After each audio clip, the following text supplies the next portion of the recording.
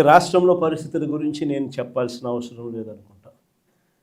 బహుశా ఈరోజు రాష్ట్రంలో పరిస్థితి ఏమిటి, చంద్రబాబు నాయుడు గారి పరిపాలన ఎలా ఉంది అన్నది నాకన్నా కూడా, మీలో ఎవరికి మైక్ ఇచ్చినా కూడా నాకన్నా చక్కగా చెప్తారు.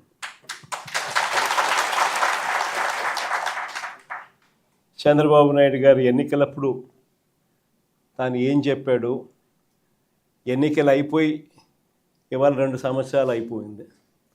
3వ సంవత్సరానికి సంబంధించిన బడ్జెట్ కూడా ప్రవేశపెట్టాడు. మామూలుగా ప్రతి ప్రభుత్వము కూడా 5 బడ్జెట్లు ప్రవేశపెట్టే అవకాశం ప్రజలు ఇస్తారు. అలాంటిది చంద్రబాబు నాయుడు గారికి 3 బడ్జెట్లు ఇప్పటికే ప్రవేశపెట్టాడు. అంటే ఇక మిగిలి ఉన్నది కేవలం 2 బడ్జెట్లు. ఈ 3 బడ్జెట్లు తాను ప్రవేశపెట్టిన పరిస్థితుల మధ్య చంద్రబాబు నాయుడు గారి ఈ 2 సంవత్సరాల పరిపాలన కూడా ఒకసారి పూర్తి చేసిన పరిస్థితుల మధ్య, 3వ బడ్జెట్లో కూడా అదే రకమైన మోసాలు చేస్తూ ఉన్న పరిస్థితుల మధ్య ఒక్కసారి రాష్ట్రాన్ని గమనిస్తే, చంద్రబాబు నాయుడు గారి పరిపాలన గమనిస్తే ఈరోజు మనకు కనిపించేటివి ఏమిటి అని అంటే, సూపర్ 6లు అన్నాడు, సూపర్ 7లు అన్నాడు. ఎన్నికలకు ముందు ఇంటింటికి వెళ్ళి ప్రతి ఇంటికి బాండ్లు ఇచ్చినాడు.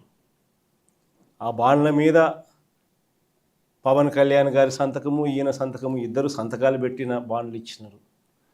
త్రికరణ శుద్ధితో మేమిద్దరం కలిసి ప్రమాణం చేస్తూ ఉన్నాము, జూన్ 2024 నుంచి మీ ప్రతి ఇంటికి ఇవన్నీ వస్తాయి అని చెప్పి ఏకంగా బాండ్లు ఇచ్చినారు.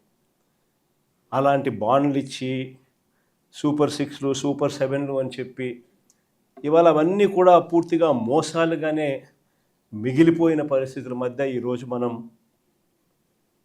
చంద్రబాబు నాయుడు గారి పరిపాలనలో మనం చూస్తూ ఉన్నాం.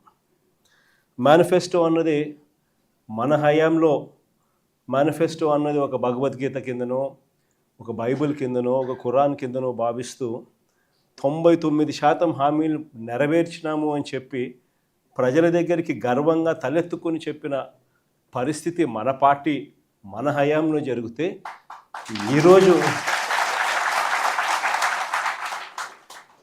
మేనిఫెస్టో అన్నది చెత్తబుట్టలో పడేసిన పరిస్థితులు మళ్ళీ ఈరోజు చూస్తూ ఉన్నాం. కేవలం మారిందల్లా ఒక జగనే. జగన్ ఉన్నప్పుడు పరిస్థితి ఏమిటి, జగన్ లేకపోతే పరిస్థితి ఏమిటి అన్నది మాత్రమే తేడా.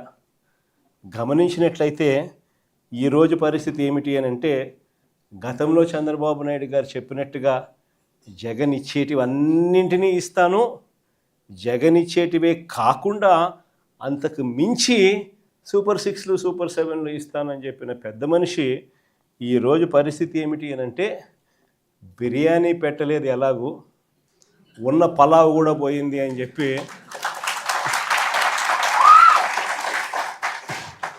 ఈరోజు ప్రతి ఇంట్లో కూడా చర్చ ఇదే మాదిరిగానే జరుగుతూ ఉంది. ఒకవైపునేమో సూపర్ 6లు, సూపర్ 7లు మోసాలుగానే మిగిలిపోయిన పరిస్థితులు, మరోవైపున మన పథకాలన్నీ కూడా రద్దయిపోయి ఈరోజు పూర్తిగా చిన్నాభిన్నమైపోయిన పరిస్థితుల మధ్య గ్రామీణ ఆర్థిక వ్యవస్థ ఈరోజు కనిపిస్తూ ఉంది. విద్య, వైద్యం, వ్యవసాయం, సుపరిపాలన, లా అండ్ ఆర్డర్, సంక్షేమం, అభివృద్ధి, ఇవన్నీ కూడా ఈరోజు తిరోగమనంలోనే కనిపిస్తూ ఉన్నాయి.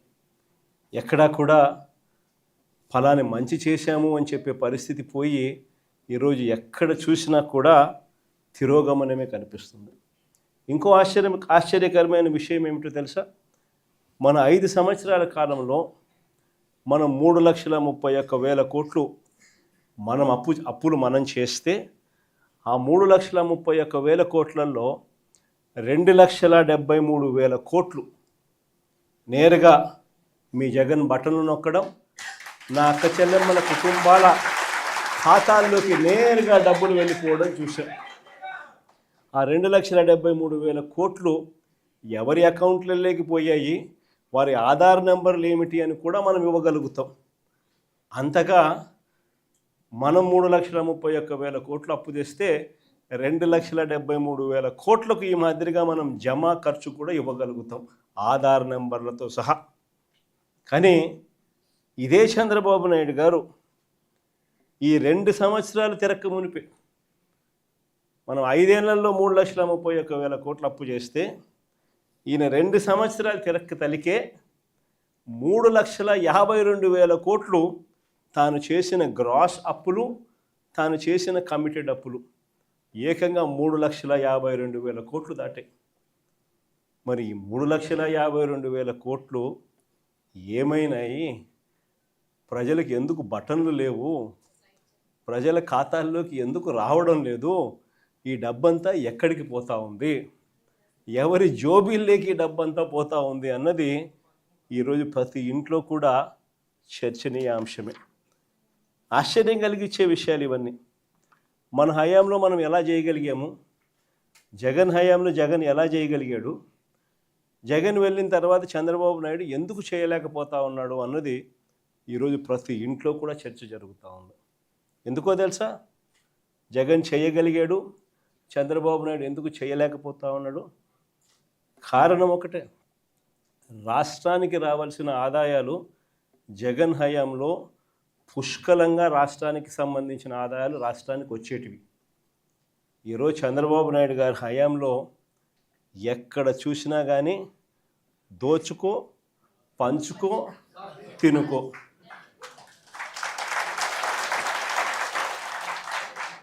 రాష్ట్రానికి సంబంధించిన ఆదాయాలు రాష్ట్రానికి వచ్చే పరిస్థితే లేదు.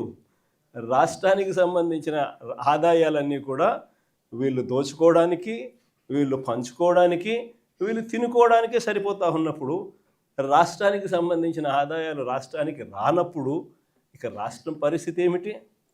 ఇదే పరిస్థితి. ఎక్కడ చూసినా ఈరోజు కనిపించేది ఏమిటి? Liquor mafia. ఎక్కడ చూసినా లిక్కర్ మాఫియా.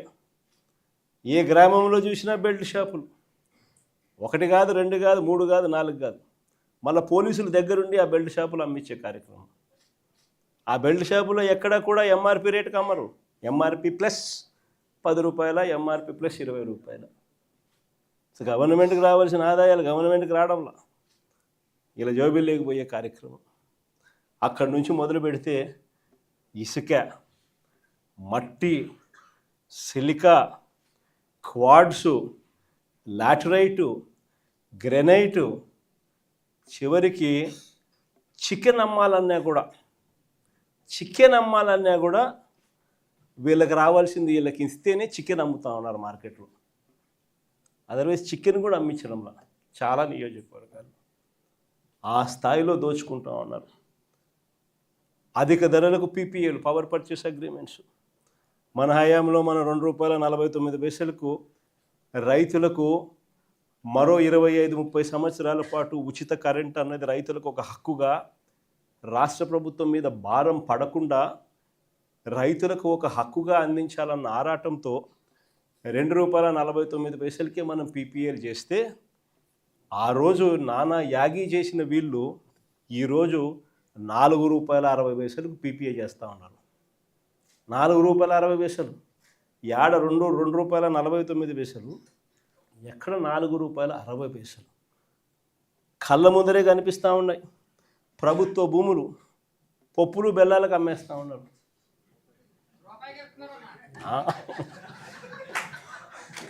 కొన్ని రూపాయికి షాపుకు పోతే చాక్లెట్ వస్తుందో లేదో నాకైతే తెలియదు, కానీ ఆంధ్ర రాష్ట్రంలో మాత్రం రూపాయికి భూములు, కోట్ల విలువ చేసే భూములు మాత్రం వస్తూ ఉన్నాయి. కళ్ళ ఎదిటే రిషికొండకు ఆపోజిట్ 50 ఎకరాల భూమి, ప్రభుత్వ భూమి, తన సొంత బంధువుకు, విశాఖపట్నం ఎంపీకి 5,000 కోట్ల విలువ చేసే భూమిని శనిక్కాయలకు, బెల్లాలకి, అసలు అది కూడా లే, ఊరికనే రెగ్యులరైజేషన్. ఆశ్చర్యం నాకైతే. అంత దారుణంగా రాష్ట్రానికి సంబంధించిన భూములు కాజేస్తూ ఉన్నారు. ఇక అమరావతి గురించి నేను చెప్పాల్సిన పనుల, అమరావతిలో ఏం జరుగుతూ ఉంది అన్నది, ఎంతటి దారుణమైన స్కాములు జరుగుతూ ఉన్నాయన్నది మనలో అందరికీ కూడా ఇప్పటికీ అర్థమైంది. స్క్వేర్ ఫీటు కట్టడానికి 5 స్టార్ ఫెసిలిటీస్తో హైదరాబాద్లో కానీ, చెన్నైలో కానీ, బెంగళూరులో కానీ ఎక్కడైనా కూడా కట్టడానికి అయ్యే ఖర్చు 4,500 దాటదు. ఇది 5 స్టార్ లాబీసు, ఇటాలియన్ మార్బులు ఈ స్థాయిలో కట్టే కార్యక్రమాలు చేసినా కూడా అమరావతిలో మాత్రం 12,000, 14,000 అడుగు ఖర్చు. రోడ్లు వేస్తూ ఉన్నారు, 6 లేన్ రోడ్లు. నేషనల్ హైవేలు టెండర్లు పిలిస్తే 20 కోట్లు వస్తూ ఉంది. ఇక్కడ మాత్రం 53 కోట్లు లేను. ఎక్కడా లేని స్కాములు. ఎవరు ఈ స్కాముల్లో భాగస్తులు అని అంటే సాక్షాత్తు రాము, ఈనాడు వియంకుడు, బిఎస్ఆర్, బలుసు శ్రీనివాసరావు, చంద్రబాబు నాయుడు బినామీ, అంతా వీళ్ళే. వీళ్ళకి మళ్ళీ ఏంది కొత్తగా మొబిలైజేషన్ అడ్వాన్స్. ఇంతకుముందు ఎప్పుడూ లేదు. మొబిలైజేషన్ అడ్వాన్స్ చేయడమైంది కొత్తగా. ఇంతకుముందంతా వర్కులు చేస్తే బిల్లు ఇచ్చే పరిస్థితి. ఇక్కడ చంద్రబాబు నాయుడు హయాంలో వర్కులు చేయాల్సిన పనిలే. కాంట్రాక్టర్లు మనోళ్ళే, మనకు సంబంధించిన వాళ్ళే, ఈనాడు, బలుసు, ఇల్లే, అంతా ఇల్లే. అడ్వాన్సు 10%. ఒక్కొక్కరికి 6,000 కోట్లు వర్కులు అంటే ఒక్కొక్కరికి 600 కోట్లు అడ్వాన్సులు. వర్కులు చేయడం కదా దేవుడు వరకు ఫస్ట్ మొబిలైజేషన్ అడ్వాన్సులు 600 కోట్లు ఒక్కొక్కరికి. ఈ స్థాయిలో దోచేస్తూ ఉన్నారు. ఎక్కడా కూడా రాష్ట్రానికి సంబంధించిన ఆదాయాలు ఇక రాష్ట్రానికి ఎలా వస్తాయి? రాష్ట్రానికి సంబంధించిన ఆదాయాలు ఇలా కొల్లగొడుతూ ఉంటే ఇక రాష్ట్రంలో ప్రజలు, పేదలు, మధ్యతరగతి వర్గాలు వీళ్ళ పరిస్థితి ఏమిటి? ఈరోజు ఆశ్చర్యకరమైన విషయం ఏంటంటే ఏ రైతుకు కూడా ఈరోజు గిట్టుబాటు ధర రావడం లేదు. ఉల్లి పంట చూసుకో, శనగ పంట చూసుకో, ఏ పంట అయినా చూసుకో, దళారీల వ్యవస్థ. ఏ రైతుకు కూడా గిట్టుబాటు ధర రావడం. అదే మన హయాంలో ఆర్బీకే పెట్టి, ఈ క్రాప్ పెట్టి, అందులో continuous monitoring of agricultural prices and procurement అని సీఎం మ్యాప్ అని పెట్టి ప్రతి ఆర్బీకే పరిధిలో ఒక పోస్టర్ కనిపించేది. ఇదిగో ఈ పంటలకు ఇవి గిట్టుబాటు ధరలు అని. అంతకన్నా తక్కువ రేట్లు ఎక్కడైనా కానీ ఉంటే వెంటనే ప్రభుత్వం ఇంటర్వ్యూన్ అయ్యేది. ఆ వెంటనే ఆర్బీకే పరిధిలో నుంచి అగ్రికల్చర్ అసిస్టెంటు వెంటనే సీఎం యాప్లో అప్లోడ్ చేసేవాడు. జాయింట్ కలెక్టర్, మార్క్ఫెడ్కు సంబంధించి జాయింట్ మేనేజింగ్ డైరెక్టర్ పోస్ట్లో కూడా ఆయన పెట్టాం. వెంటనే జాయింట్ కలెక్టర్ ఇన్వాల్వ్ అయ్యేవాడు. వెంటనే ఆ ఆర్బీకే పరిధిలోనే మార్కెట్ ఇంటర్వెన్షన్ జరిగేది, కొనుగోలు చేసేవాళ్ళు. ఆ రకంగా 7,800 కోట్లు మనం ఖర్చు చేసి ప్రతి పంటకు గిట్టుబాటు ధరలు ఇచ్చిన పరిస్థితి నుంచి ఈరోజు రైతులకు ఏ పంటకు గిట్టుబాటు ధరలు రాని పరిస్థితి. ఈరోజు రైతులకు ఉచిత పంటల బీమా గాలికి ఎగిరిపోయిన పరిస్థితి. రైతులకు కరువు వచ్చినా, తుఫాన్లు వచ్చినా, ఇంకోటి వచ్చినా ఆదుకునే నాతుడు లేడు. వాళ్ళ కర్మ అంతే అన్న పరిస్థితి, వదిలేసిన పరిస్థితి. మన హయాంలో ఇన్పుట్ సబ్సిడీలు సీజన్ ముగిసేలోగానే ఇన్పుట్ సబ్సిడీలు ఇచ్చి మరుసటి సీజన్కి రైతును సన్నద్ధం చేసేవాళ్ళం.